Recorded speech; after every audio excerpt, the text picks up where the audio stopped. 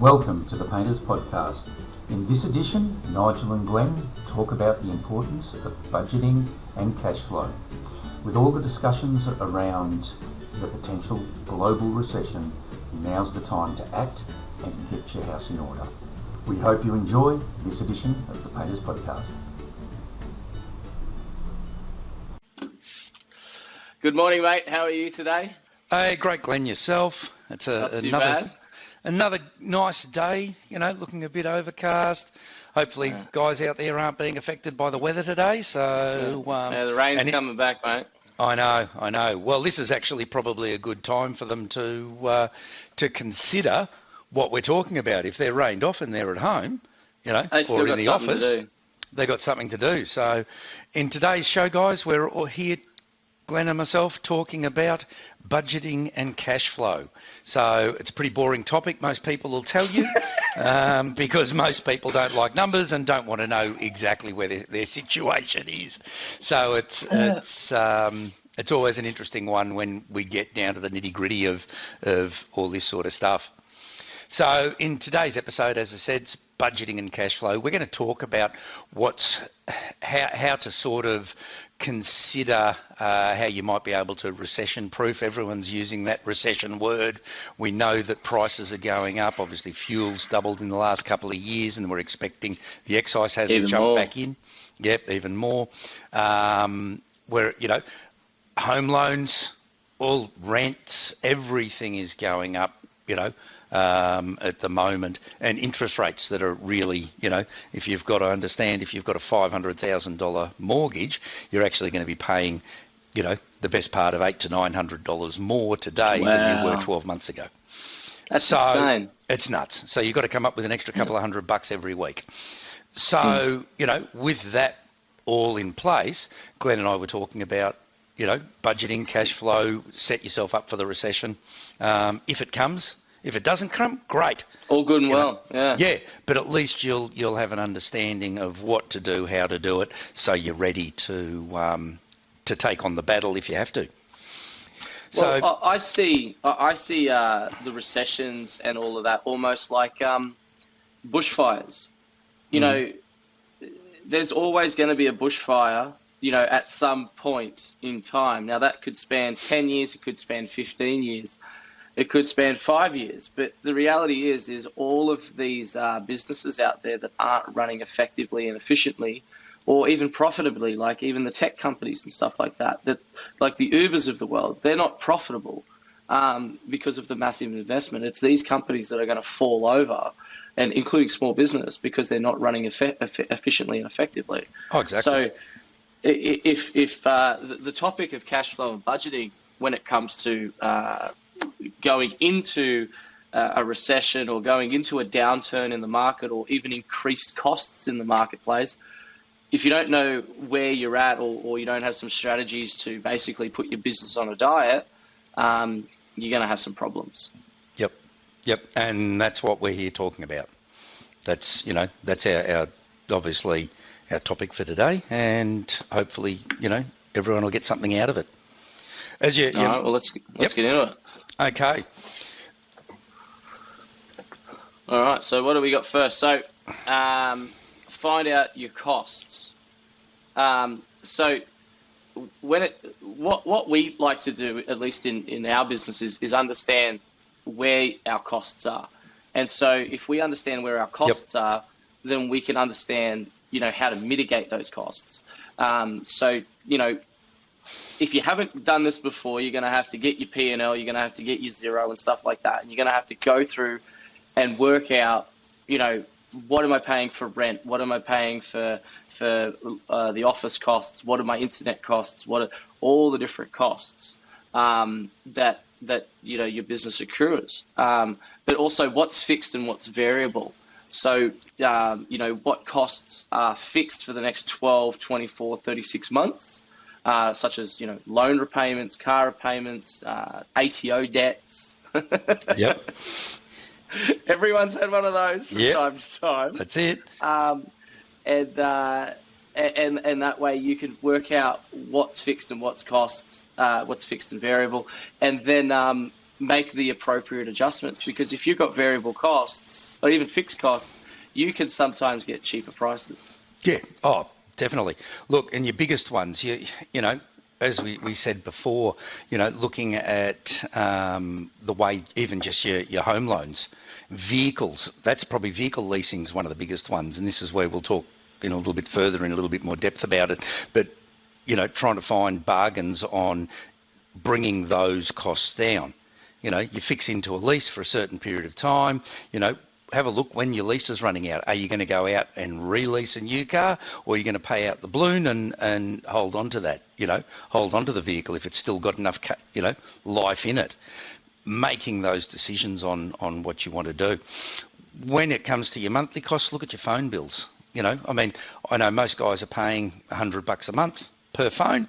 If you do some homework, you might find that you'll drop that by half. You know, and if you've got a couple of phones, there's your difference. If you've got 3 or 4 phones, that could be the difference, you know, per month of the extras in your home loan, or the extras in what other expenses you've got. So, you know, you really should consider shopping around, having a look to see if you can find a better deal once you've actually sat down and worked out those monthly costs. Another good way of doing the monthly costs is that just grab your bank statement. Grab your bank statement. If you're not that savvy with working with your Xero file or your MYOB or your understanding Excel spreadsheets and things like that, just get a pen and paper, and you can literally sit down with your bank statement and just go through and what's this, what's that, what's this. Try and find a better deal on your insurance. Try and find a better deal on your... Exactly. Until you actually sit down and do it, you don't know where you're at. You think you're making money. You think that, you know, that everything's going well. I'm hearing every day, everyone, I'm flat out, I can't keep up with it, I'm booking into Easter now, I'm, you know, all this sort of stuff. Well, if you put your prices up, are you actually making more profits? You know, if the word recession suddenly hits and the, you know, the scaremongering from the media creates that problem, then you're going to need to recession-proof your business today for the lean times to come. Now, I don't think we've got lean times coming. Glenn is of the opposite opinion. We've had many debates about this.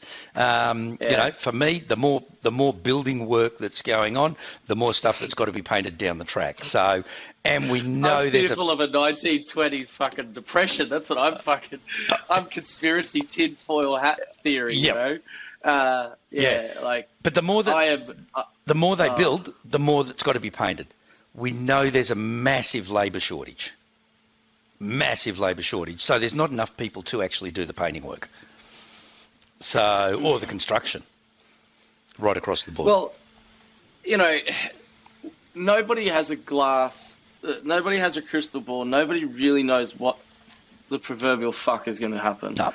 None of these economists, none of these bankers, nobody knows. We're just the plebs that go to work every day. Yep. And so, you know, all we can do is control what is within our control. And the only thing that is within our control is the actions and the way that our minds perceive our reality. And if we consistently got ostrich syndrome where we're sticking our head in the proverbial ground and just getting like, I don't want to know about it, then, you know, you can't get upset when you're being led to the slaughter. You know, if you're planning on being an entrepreneur or business-minded and you're planning on being in business for an extended period of time, just, you know, like I am and like most other people that watch this, you're going to, you know, inevitably come or go through a downturn. Like the last one was 2008. We've had historic lows, you know, like, you know, in your day, you know, interest rates were God knows how much. Well, like everyone bought my first house, I was paying 17% interest on my first home. So when you hear of a 6-7% interest rate, you're like, whatever, that's not scary. Still half price. Yeah. So, you know, whereas people of my generation are literally like, sky's falling down, you know, like, whether they're over leveraged, whether they you know, living above their means, that's for a different topic. But budgets and understanding what your costs are all factor into this. because if you're lean and you know what is an expense that's a luxury item, such as, hey, I've got this, I don't know, I like to spend $600 a month and go golfing. Well, first thing to come out of the budget is my $600 golfing trips every month, Yep. right? And so you know what you can cut and you know what you can't cut, because you know what is necessary to survive, and you know what is complete and utter fat. And look, I'm not saying to enjoy the fat. That's what we work for. But you have to have the distinction between what is and what isn't. Yep. The other thing too, be proactive, not reactive. When you're proactive Absolutely. and set yourself up with the budget, set yourself up with your cash flow forecasts, then you can, when times are good, yes, you can take that $600 golfing trip every week, but suddenly, or every month, but suddenly when you get to that point of everything's going to shit, you're basically, okay, I've already been proactive. I know what fat I can cut. I can drop this, I can drop that. You've already done that scenario. So take for instance with a builder, right? A building contractor. Let's just say he's got 10 contractors or 10 carpenters that he uses, right? When everything's busy, he will utilize all 10 carpenters, because all 10 of them, regardless if 5 of them are absolute shithouse, he will use all 10 because he has to, okay? Now, as soon as there's a downturn, what happens? The 5 shit ones are the first to go. This is even the same for your staff. All of these budgets and plans come in place. You can, if you think about it, okay, let's make 3 phases of budgets. Budget 1, budget 2, budget 3. Let's make a reduction plan for your budgets. How do I reduce tier down from eating steaks and ribeye down to kind of blade steak, down to beans and rice? And so you understand your 3 tiers of, what would you call it? Of starvation, so to speak. yeah, yep. But the thing to remember is, if you are planning on being in business a long time, these chasms, like think of it like, when they traversed the freaking Wild West, when they were, passing through the Wild West, there was a period of time that they were going to do it so freaking tough before they made it to the other side. And that's what we're trying to achieve. We're not trying to thrive or what have you in the downturn. It's about survival, because generally on the other side, once all of these businesses die off through to not having budgets, when those businesses that get through and past the chasm, it's such a green and fertile place because there's no competition. That's it. Well, that's where it's at the moment. The competition. I think that everyone worries about the competition, but to be honest, there is no real competition out there at the moment. If you've got the staff to do the work, you'll find the work, because people are screaming to actually get work done. Builders are screaming for it, homeowners are screaming for it. So it's a matter of, making hay while the sun's shining, that old saying, and get ready for the hit if it comes. If it comes, that's right. And so, the true measure of a business owner or even a leader, it's easy to be a president in peacetime, they say.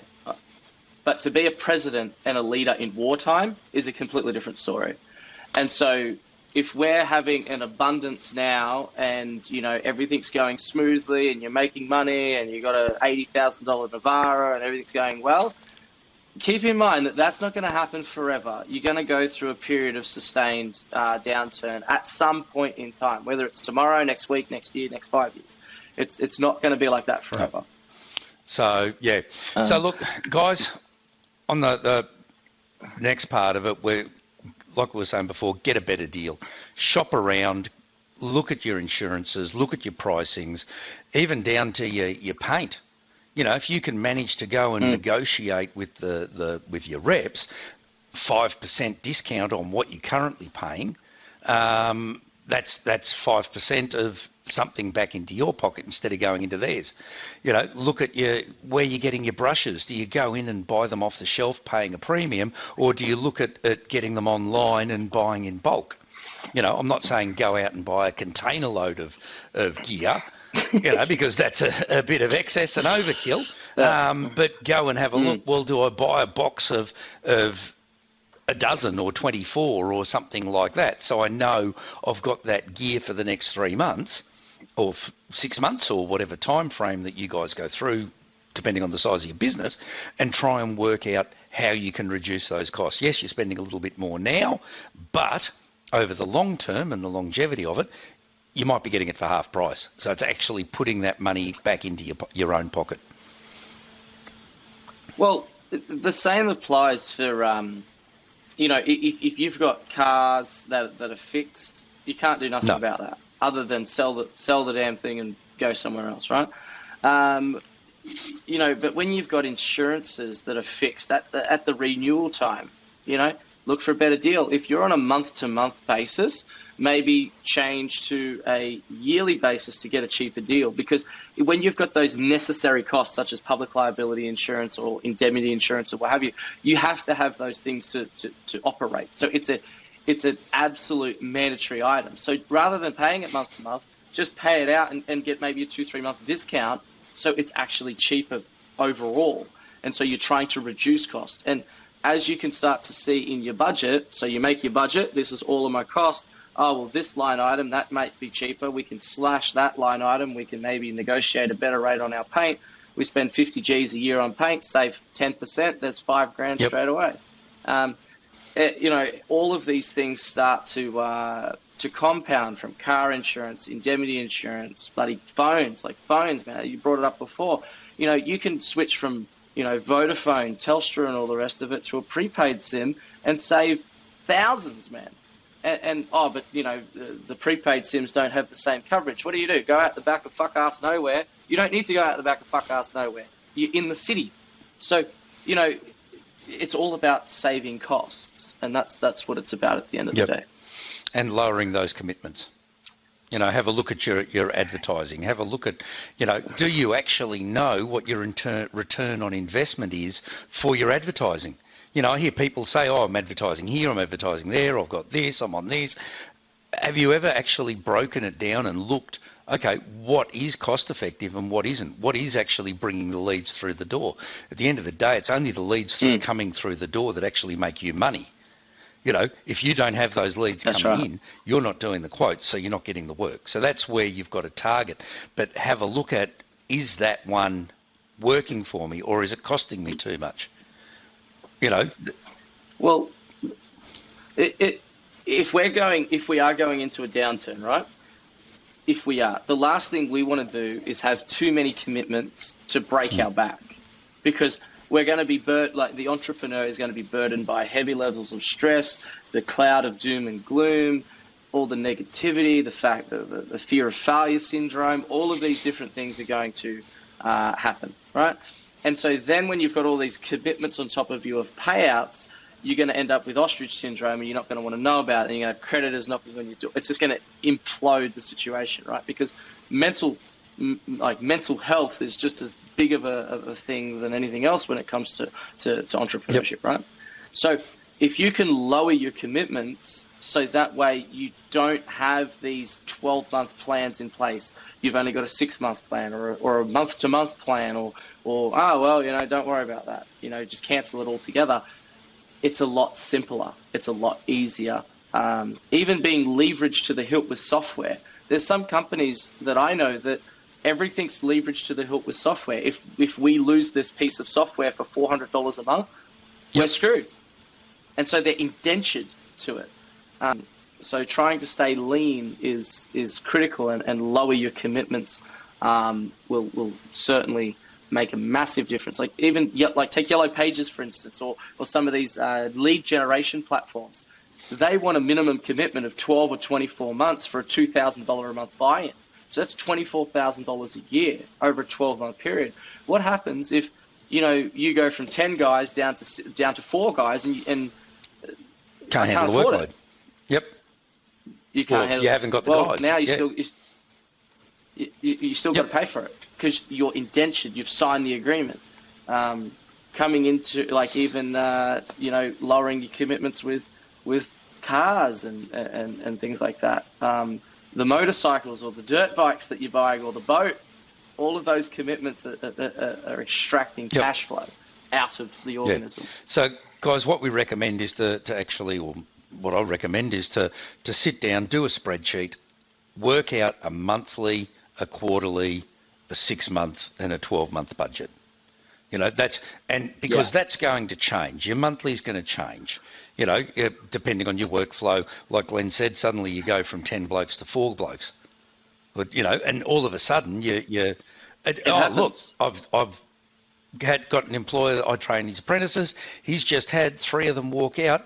They've gone from being on wages, getting, $35 an hour plus all the entitlements. They can't see the benefit. They've gone and jumped ship to go on $50 ABN. Mm-hmm. And work for themselves. They're subbing on $50 ABN.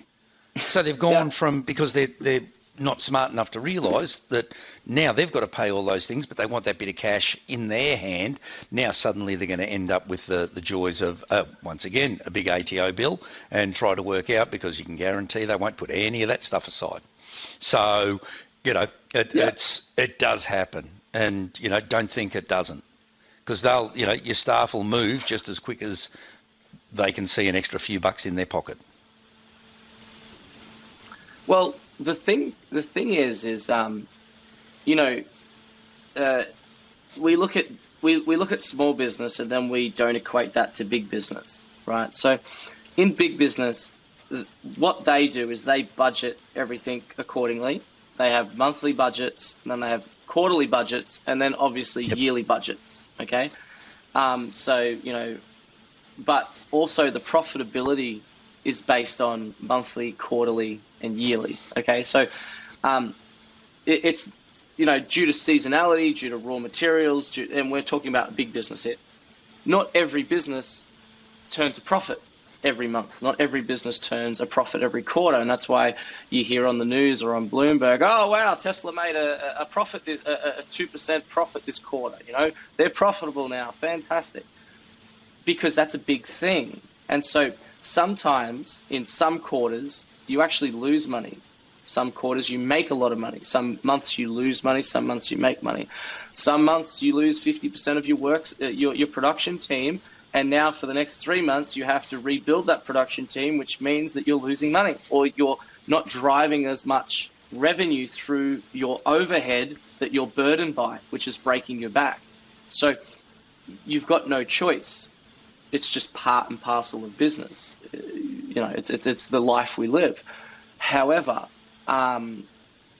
if you're not budgeting your costs and know what your costs are and know, okay, great, I've lost 50% of my production team. All right, that over the next 6 months has to go because we have to rebalance our costs. Otherwise, I'm just going to be like sticking my hand in my pocket and ripping up $100 notes and throwing them away because I physically have to be burdening that cost. It's an investment to me now. The investment has to come from somewhere, out of your savings, out of your personal money. It's a director's cash investment or a director's cash injection to cover those costs. Or the organism has a negative profitability, which once again impacts on you directly because you're the business owner, not the share. There's no shareholders. There's no investors like Tesla has. Tesla can rip up $100 notes or $1,000 notes because it's not his freaking money. It's somebody else's money. It's your money you're playing with. Yeah. So, okay. So this is where it becomes important that you start looking at setting up those monthly targets. And look, it's not as complex as what you think. Once again, we're both Glenn and I, we're painters. Neither of us finished high school. It's we can do it. So can you. It's not that difficult. It just takes a little bit of learning. It's simple maths. Yep. Simple maths, plus and minus, maybe a bit of divide. Multiplication. Multiply. And that's about it. Okay. Now, the next one is you've got to rein in outstanding accounts. You need to really tighten up on invoices that are outstanding. You need to keep on top of those. Keep on top of the people that owe you money. Just keep pushing. Yeah. I actually heard one the other day that a builder has put to the painter where, hey, listen, you're on a 28-day account. Okay, put in your invoice on the 28th of the month and we'll pay you by the 28th of the following month. However, if you want to get paid in 7 days, we'll give you give us a 2% discount on the job. So they're prepared to increase your cash flow for a 2% difference. Do you take it? Don't you take it? That's genius. That's genius. So it's a win-win. It's a win-win for both parties, as far as I see it. They're incentivizing the contractors to work with them, but they're being compensated for it. I think it's a win-win for the builder. It's a win-win for the contractor. It's absolutely genius. I love it. I'm probably going to implement that in my business.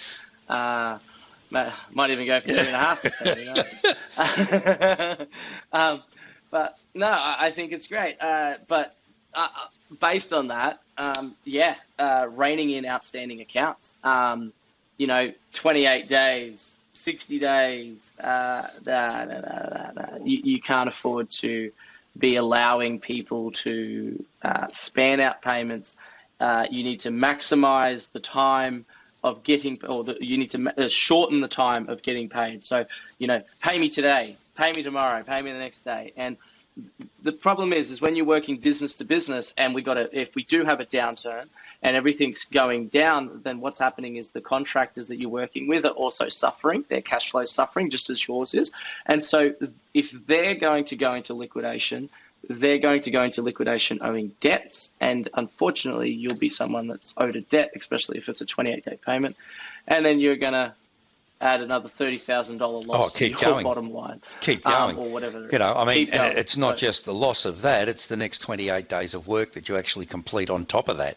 So suddenly, that 30 is compounded to 60, that 60 is then compounded because you have to pay your contractors or your staff and all your outgoing costs. So suddenly that 60 turns into 100 very fast. That you've got to come up with the 100.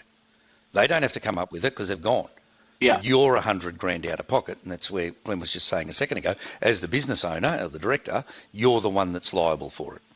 So you've got to pay your contractors and your bills.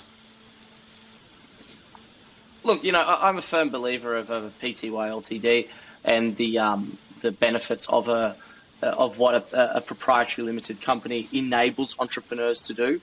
I firmly believe that the backing of proprietary limited companies by the value of $1 enables entrepreneurs to live out their dreams and risk the biscuit, so to speak, and then protect their personal assets. I'm a big believer of that, and then if everything goes to shit and it's like I got nothing left, that's part and parcel of doing business. Business is risky.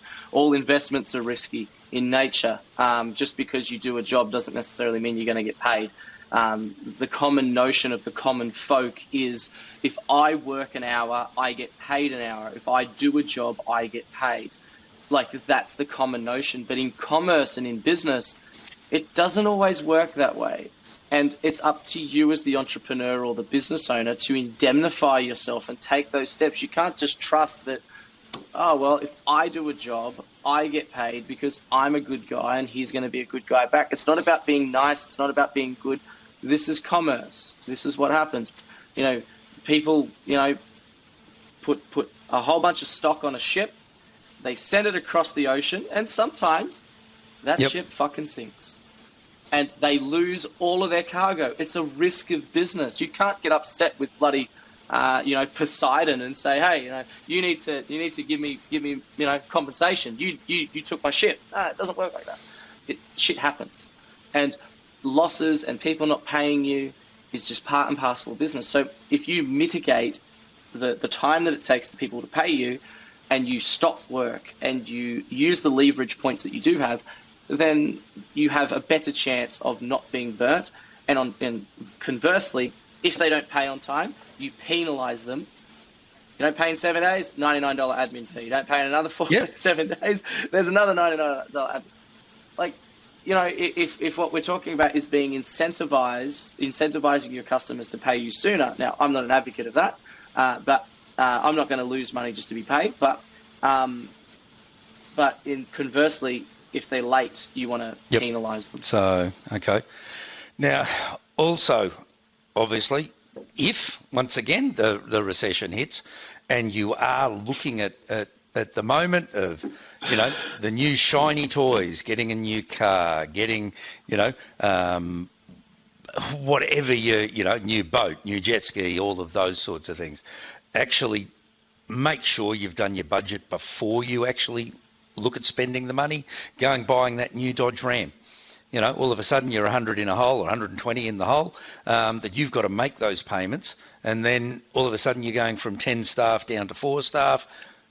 How are you going to pay it on top of all your other things? So, you know, and at the look out. Then you're in all sorts of trouble. Then you're fire sailing stuff, and you're just pumping your own money into what realistically is a luxury item. So that's where you've got to sit down and do those budgets. Well, I don't know how many new spray guns I've bought over the years. I don't know how many new freaking Festool sanders and vacuums and shit that I've bought. Come on, we're guys. Like, we love tools, man. To take me to Sydney Tools and I'll spend a couple of grand. The problem is you don't need the new Graco. That's battery operated. You really don't. You don't need the 795. You could probably do with a 495, and you could probably do with a used secondhand 495 that's just had the pump replaced for $800. That's the reality. You know, don't buy something brand new, because that should technically last 10 to 15 years over the life cycle, right? Now, granted, you're gonna have to do maintenance, but you're gonna get 10 to 15 years if you look after it. You're not in the business. You're not looking out for a 10 to 15 year turnaround for that 2-3 grand. You're looking at satisfying the now. So get a freaking second-hand spray gun, service it, and then just run it into the ground, because that's what you do. You probably leave it in the back of the ute when it's raining as well, like we used to. Put a chain around it, chain it up, you know, and then you get some shit cunt trying to pull it out of the back of your ute at 2 o'clock in the morning. That's what happens, man. Because it's too heavy to pull out. You get home at 7 o'clock at night and you can't be bothered. These things happen. You know, no different to buying that other car. Like, do you need it? Is it important? Do you have to? We're looking at potentially doing that. And it's a nightmare. I'm stressed to the hilt about it. I don't want to do it. I'm scared. It's a problem. You know, what happens if I'm in the soup kitchen line in 2 years' time because the economy's collapsed? You know what I mean? Like, Nigel's just like, yeah, whatever. Yeah. Well, yeah. I've been there. You forget. I've been through the GFC. Yeah. You know, I was running my painting business through the GFC. I was running through, you know, when we changed over to GST. So, you know, most of you won't remember, you know, the exactly all of that stuff. Crap. You know, but business, you learn, and this is all part of setting those budgets, knowing what's coming. We had masses. It was like now, only not now. It's probably 10 times bigger than what it was back then, because there were a lot smaller businesses back in the 90s. You know, a lot less businesses back in the 90s. You know, there was a different sort of marketing strategies. You didn't have the internet the way that we have today. Your marketing primarily was your local papers and yellow pages. So that was, and word of mouth. That was about all that you had back then. And then all of a sudden, they're bringing in GST. So everything's going to cost 10% more. So I can tell you, 99, 2000, that year was massive. It was like now, you just couldn't find enough staff to get the workload done. It was just crazy. Because everyone wanted it done before paying. Then suddenly the GST came in, not a quote for a month. It didn't matter how much you advertised. Wow. It didn't matter, because no one was going to pay that extra 10%. Then it started to trickle a little bit from there. You know, that after everyone started to get used to it. It rebuilt, the demand dropped out. So the demand, I mean, we were lucky.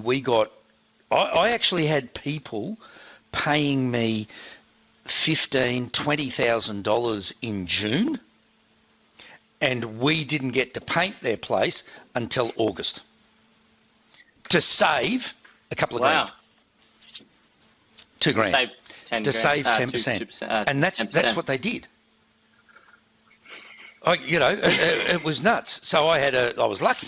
I had a good cash bank there for that. But yeah, everything was invoiced, receipted, everything before the GST came in, and we had a good workflows. But there were no quotes. And as soon as that... No coming back for defects. Yeah, well, you got me, not quite. That's when the good old, back then it was BSA, now QBCC, it'd be knock, hello, all that fun stuff. The only guarantee is guaranteed to forget about you. Hey, I'm sure that happened to plenty. I know it still happens today. Pay me a 50% deposit and I'll be back next week and they're gone. But... that's how it was back then. So I know what it's like going through these peaks and troughs. And if you don't have the right systems in place and don't have yourself ready for that to occur, then suddenly you're going to be in the shit. And there's no way around it. Well, what you just mentioned then, right? So demand's here, right? Demand's here and everything's riding high. We're making money. We've got all this excess going on here. But then all of a sudden, the demand nosedives, right? Now, the workflow will keep carrying through till about here, but the demand's nosedive here. So you're not selling anything here to cater for here, right? Because every sales cycle is, 6 or 8 weeks in advance, okay? So you finish up work here, but you haven't got enough work. So at about this point, you start letting guys go, but you're starting to go, well, holy shit, I've got all of these expenses that are fixed or overheaded, recurring, but the demand has tanked. So getting back to where we're coming from is with that chasm that you need to bridge. So if the demand tanks, you need to bridge the chasm between demand fucking out and the demand coming back to where you're then profitable again or able to recover. So the time that it takes between then, you need to be able to go, no, stop the car, just dump all the shit out. Or if you're able to do that prior and slim down so you've got cash reserves, almost like stocking up food like the preppers do, so that way you can, hey, we're doomsday preppers for business. Look there you out. go. You hit it on the head. There you go. So, look, what else can you do or say, mate? You've got it again. Hit the nail on the head. So, well, look. So, guys, I guess with what we've talked about today, the key things to think about is get clear with your numbers. Actually get that understanding. Spend that little bit of time making sure that you are ready. Get a little bit leaner. Worst case scenario, you get a bit leaner. Things don't go as the media's sort of hyping up. Everything goes well. You're going to have that bit of extra cash actually parked away there for a holiday or for whatever you might want, for the jet ski or the boat or the extra car. But make sure that you've got that put away for the future and not get stuck with it, and suddenly caught. Okay, so none of us know what's going to happen. As we know, the economists don't know. They don't. All of a sudden you hear on the radio, $1 billion got wiped off the share market. And all these gurus and everything else are telling you that, that's the best thing to put your money into. So none of us know what's going to happen, and just try and keep cash reserves and mitigate any problems that you might have, whether that's, with signing into a contract for a long term, shop around and see what you can find to actually reduce your outgoings. Signing a contract for 56 units on a fixed price. No, don't do it. Don't do it. Here's another one, actually, even though we're just jumping into the thing. I had someone, a painter, that quoted something similar to that it was 40 odd units, I think it was. 18 months, it was over 12 months, it was nearly 18 months ago. And the builder said, I want you to hold to it. And he said, what do I do? I said, tell him to go jump. I said, what I would do, I would turn around and say, look, no, that was what the price was back then. I can't help it that it wasn't ready at that point. We've had 12% increase in paint prices. My labour costs have gone up by over 25% now because wages have increased, in some cases even more than that.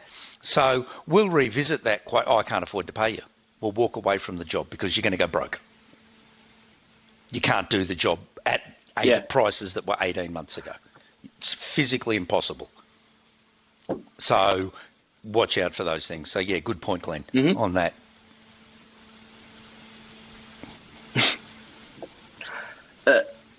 One thing I got told a while ago was that wealth transfers between. So let's take, for instance, that example. You got a painter or a contractor that does 52 units, right? You got a builder over here that is the principal contractor. Let's just say you lock in at that price, okay? Now, what's happening to this contractor's wealth? Right? Now, regardless of whether he's wealthy or he's poor, right? If he's middle class, like most entrepreneur business owners are, they're middle class people, what's happening to the wealth of that person in the event that he locks in at a price that's a stupid price? The wealth that he has, because that's eating negative, is being transferred over to the principal contractor.